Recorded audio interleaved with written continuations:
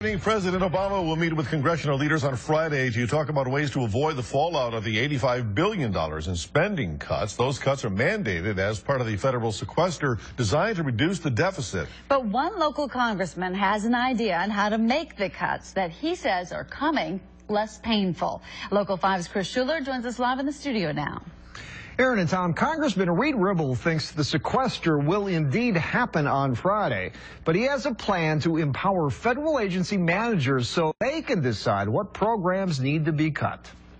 After months of debate over the best way to deal with the federal sequester's approaching March 1st deadline, Congressman Ribble says it can't be avoided. What I foresee is that the sequester will go in effect on Friday. I believe that that's going to happen. But he believes the impact of the $85 billion in spending cuts can be minimized through legislation he has drafted. The bill would allow federal agency heads to determine which programs to trim instead of allowing the across-the-board cuts required under sequestration. It just doesn't make any sense at all. I mean, every single American, whether it's in their home or their business, prioritizes how they spend money. Wisconsin would lose millions in federal funding that would hurt programs focusing on education, job assistance, and much, much more. Harbor House in Appleton says they stand to lose $100,000 in funding used to house domestic violence victims like Jamie Richter. We need that kind of funding so that we can find jobs, so that we can get counseling, so we can put our families back together. Under Ribble's plan, cuts would still be made, but they wouldn't be haphazard, sparing beneficial programs.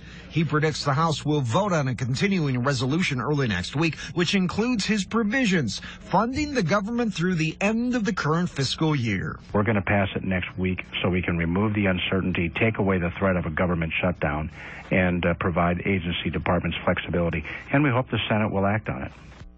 Now, Ribble says his plan will allow the cuts to be made, but without a meat cleaver approach. He says the proposal is gaining bipartisan support on Capitol Hill. Live in the studio, Chris Schuler.